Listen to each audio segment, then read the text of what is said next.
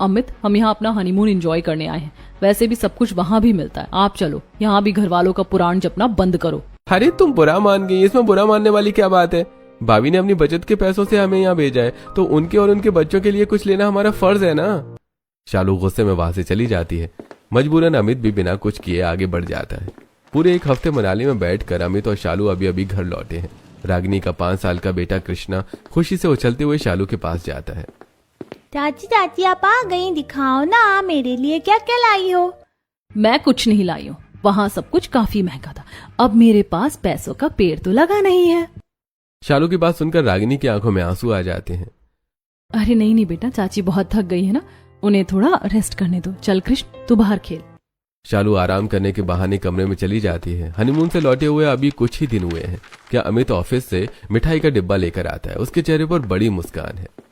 माँ पापा देखिए, मेरा प्रमोशन हो गया है। कंपनी मुझे एक बहुत बड़े प्रोजेक्ट के लिए यूके भेज रही है। सच में अमित, ये तो बहुत ही अच्छी खबर है। मैं अभी पैकिंग शुरू करती हूँ। रुको शालू, एक समस्या है। माँ, मुझे पहले एक हफ्ते के लिए अकेले जाना होगा। वहाँ सब समझना है, मीटिंग्स अटेंड करनी है और कंपनी की तरफ से जो क्वार्टर मिलना है उसका इंतजाम करना है। अकेले क्यों बेटा, बहू को साथ ले जा, नई शादी हुई है।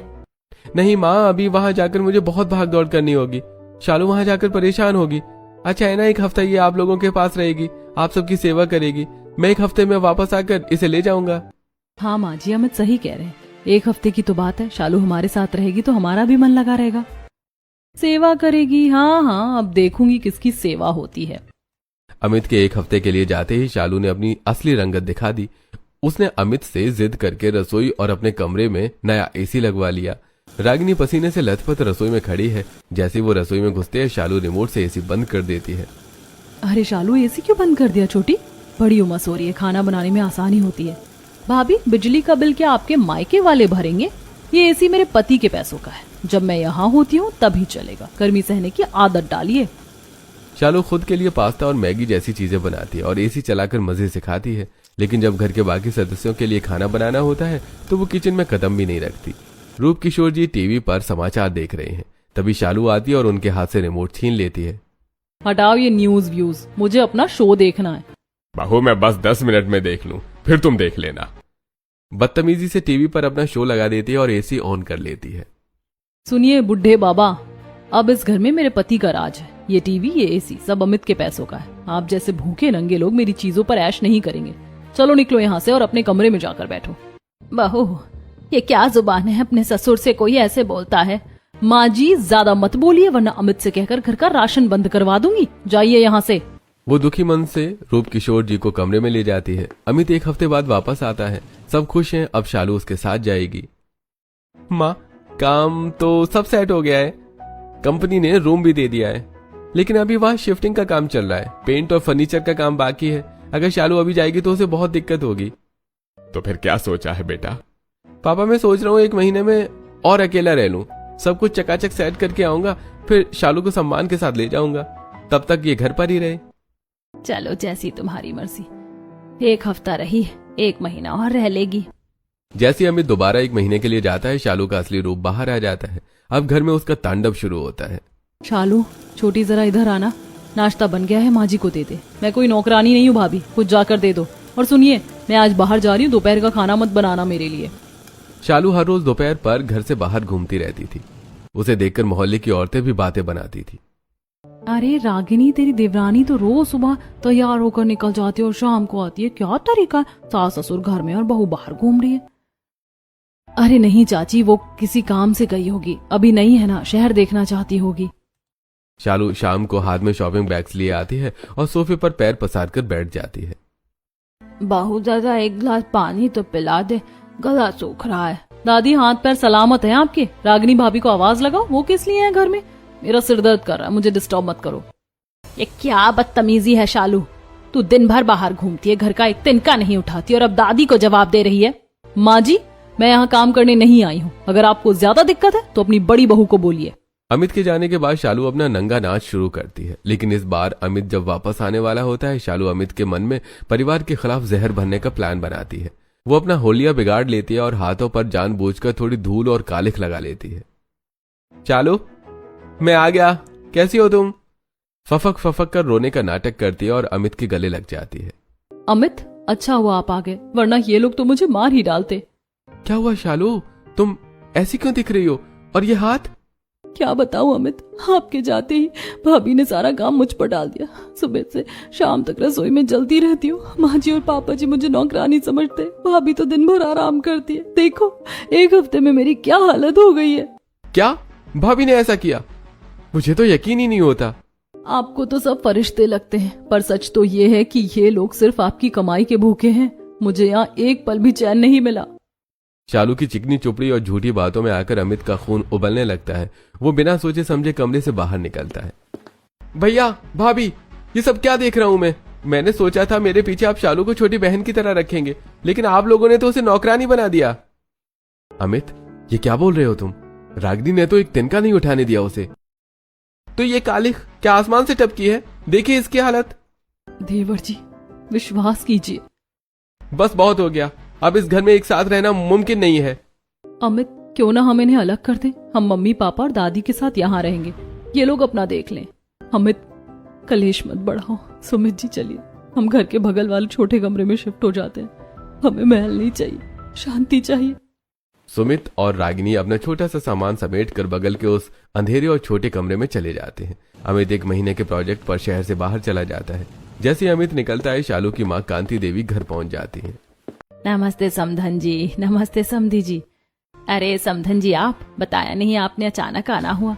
अपनी बेटी के घर आने के लिए भी क्या बताना है समधन जी? माँ का मन किया तो चली आई। अमित के जाते ही शालू ने अपनी माँ कांति देवी को घर पर बुला लिया है। शालू सोफे पर पैर पसार कर बैठी और गायत्री जी उसके पैर दबा रही हैं। माँ जी, ढंग से दबाइए, दिन भर मॉल में घूमने के बाद पैर बहुत दुख रहे हैं। और सुनिए, शाम की किटी पार्टी के लिए नाश्ता तैयार हो जाना चाहिए, मेरी सहेलियां आ रही हैं। हाँ समधन जी, और जरा जल्दी हाथ चलाइए। सब्जी मंडी जाकर ताजी सब्जियां भी तो लानी है आपको। नौकरों को हमने हटा दिया, फालतू का खर्चा था, अब घर के काम आप ही करेंगी। शालू सारा काम सास ससुर पर डाल देती है। रूप किशोर जी बाहर चिलचिलाती धूप में शालू की गाड़ी साफ कर रहे हैं। दूसरी तरफ रसोई में एसी लगा है। जब शालू की मां कांति देवी खाना बनाने आती है तो एसी फुल पर चलता है, लेकिन जैसे ही गायत्री जी खाना बनाने आती हैं, शालू रिमोट छीन लेती है। माँ जी, बिजली का बिल बढ़ाना है क्या? चुपचाप पसीने में खाना बनाइए। शालू का व्यवहार दिन पर दिन खराब हो रहा था। 2 दिन बाद घर में कुछ दूर के रिश्तेदार आते हैं। शालू उन्हें ड्राइंग रूम में बिठाती है और गायत्री जी और रूप किशोर जी को कोने में ले जाती है। सुनिए दोनों, बाहर मेहमान बैठे हैं। अगर किसी ने मुंह खोला कि हम आपसे काम करवाते हैं तो याद रखना, मैं अमित को फोन करके कह दूंगी कि आप लोग मुझे जहर दे रहे थे, फिर जेल की हवा खाइए बुढ़ापे में। हाँ बहू, हम कुछ नहीं कहेंगे। अरे गायत्री जी, आपकी छोटी बहू तो बड़ी लक्ष्मी जैसी है, पूरे घर में एसी लगवा दिया है, बड़ी सेवा करती होगी आपकी। अरे गायत्री जी, आपकी छोटी बहू तो बड़ी लक्ष्मी जैसी है, पूरे घर में एसी लगवा दिया, बड़ी सेवा करती होगी आपकी। हाँ बहू, बहुत अच्छी है शालू। अरे चाची जी, ये तो मेरा फर्ज है, माँ जी को तो मैं रसोई में जाने ही नहीं देती। जहाँ शालू के घर के हर कोने में एसी की ठंडी हवा बह रही है, वहीं बगल के छोटे से कमरे में रागिनी एक छोटे से हाथ वाले पंखे से सो रहे बच्चे को हवा कर रही है। कोई बात नहीं जी, वक्त बदलेगा। बस फिक्र इस बात की है कि माँ जी और बाबूजी उस घर में कैसे रह रहे होंगे। मेहमान जा चुके हैं। रूप किशोर जी थके हारे बाहर बैठे हैं। शालू एक बड़ा शॉपिंग बैग लेकर आती है। ये लीजिए, इन्हें धोकर प्रेस कर दीजिए, और हाँ, अगर कल गाड़ी पर एक भी दाग दिखा तो देख लेना। दिन बीतते गए और अब घर की पूरी जिम्मेदारी गायत्री जी और रूप किशोर जी के बूढ़े कंधों पर थी।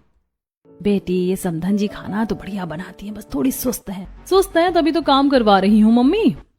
शालू ने ससुर जी को दवाई देना बंद कर दिया था और उन्हें बासी खाना परोसती थी, लेकिन रागिनी सब देख रही थी। चिलचिलाती धूप 45 डिग्री पार कर रही है।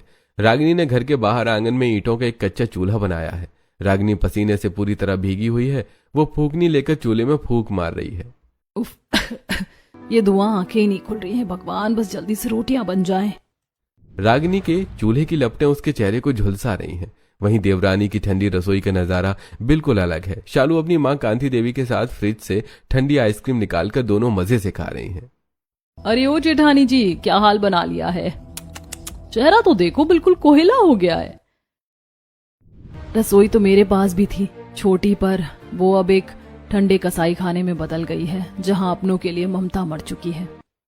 ज्ञान मत बांटो भाभी, मेरी तो ठंडी रसोई है, आप अपनी इस तपती रसोई में जलो और धुआं फेंको।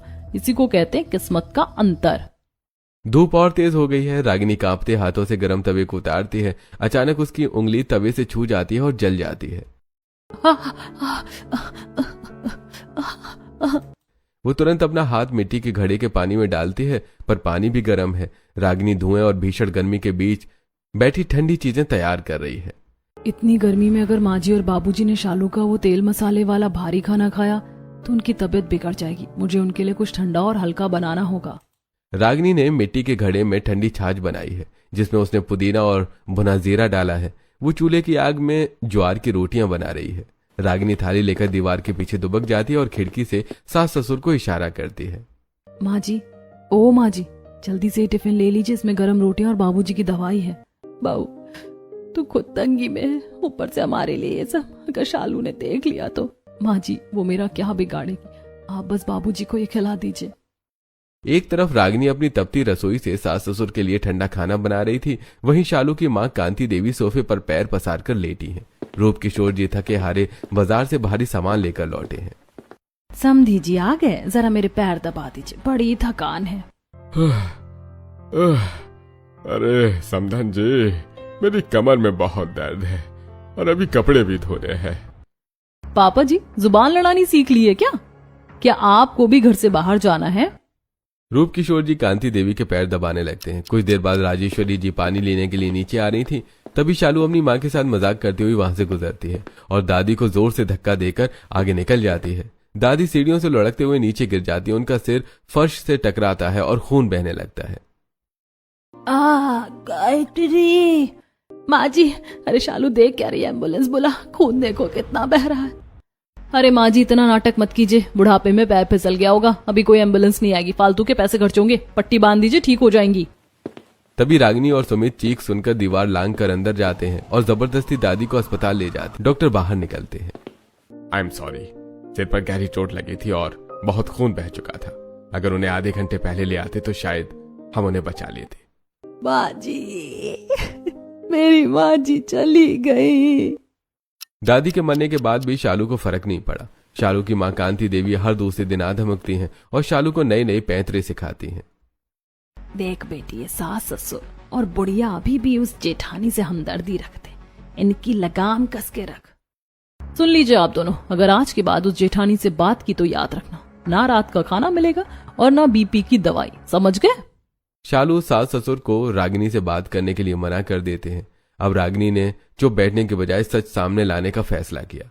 जब शालू अपनी मां के साथ बैठकर सास ससुर को धमकी दे रही थी, रागिनी ने छिपकर अपने फोन में सब रिकॉर्ड कर लिया।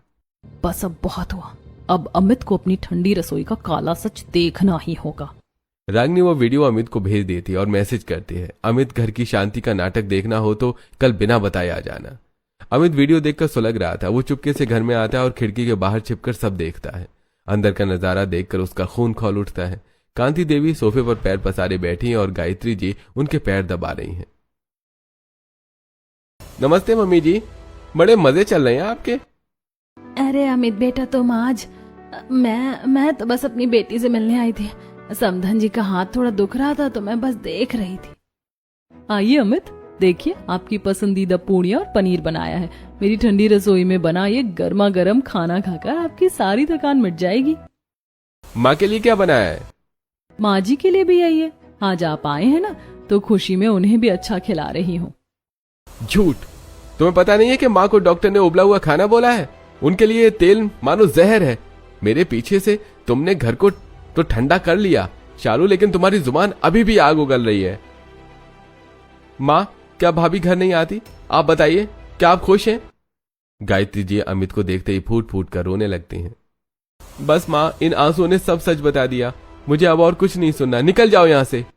अमित, ये सब घड़ियाली आंसू हैं, मैंने कुछ नहीं किया। ये माँ जी नाटक कर रही है ताकि आप मुझे घर से निकाल दें। बस करो शालू, पहले तो इस मंथरा को घर से बाहर निकालो। इसने ही आग लगाई है मेरे घर में। और तुम शालू, जिस कमाई पर तुम इतना ऐश कर रही हो और ये ठंडी रसोई बनवाई है, तुम्हें पता है वो नौकरी किसकी बदौलत है? मतलब आप अपनी मेहनत से कमाते हैं? गलत। ये सरकारी नौकरी मेरे भाई सुमित को मिलने वाली थी।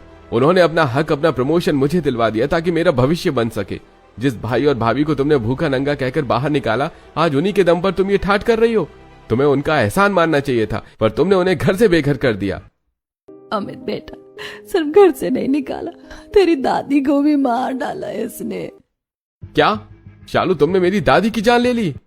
वो तो बस।